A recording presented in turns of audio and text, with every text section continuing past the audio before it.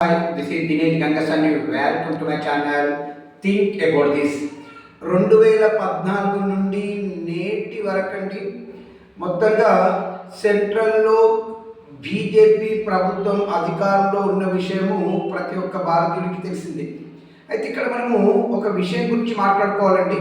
అది ఏంటంటే 2014కి ముందు ఏదైతే 2004 నుండి దాదాపు 2 పర్యాయాలు అంటే 2014 వరకు కూడా కాంగ్రెస్ ప్రభుత్వం అధికారంలో ఉన్నన్ని రోజులు ఏ చిన్న ప్రాబ్లం అయినా కూడా ఘోరంతా పెద్దగా చేసి మాట్లాడి మొత్తంగా కాంగ్రెస్ని బదనాం చేసి బీజేపీ వస్తే ఏదో సాధిస్తామని అధికారంలోకి వచ్చినటువంటి బీజేపీ ప్రభుత్వం ఈ 10 ఏళ్ల కాలంలో మొత్తంగా మీడియాని మేనేజ్ చేస్తూ వాళ్ళు చేసినటువంటి చెడుని చాలా మటుకు మేనేజ్ చేస్తూ ఏదో చేస్తున్న గిద్దంత మంచిదాన్ని పెద్దగా ప్రచారం చేస్తూ దేశ ప్రజలను మాత్రం చాలా ఘోరంగా చీట్ చేస్తున్నారండి.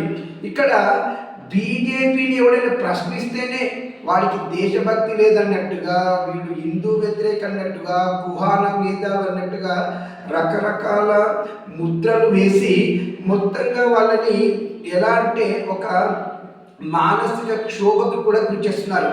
అరే ఈ బీజేపీ వాళ్ళది ఒక్కటి ఇప్పటి నుండి నేను ఒకటే అనుకుంటున్నానండి, అప్పుడప్పుడు ఈ బీజేపీ వాళ్ళు ఎలా ఈ 2014 నుండి ఇప్పటి వరకు దేశ ప్రజలని ఏ విధంగా మోసం చేశారనే దాని మీద ఒక్కొక్క అంశం మీద నేను మీకు వీడియోలను చేస్తూ అప్లోడ్ చేస్తూ ఉంటానండి. బాగా వీటిని చూసి మీరు కాస్తైనా మారుతారనేది నా ఉద్దేశము. ఇప్పుడు నేను ఒక్క అంశం గురించి చెప్పదలుచుకున్నానండి.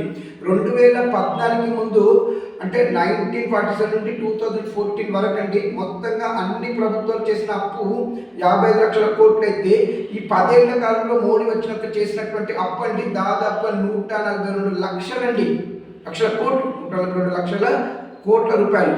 మరి తెచ్చి ఏం చేశారనేది లెక్కపత్రం లేదు.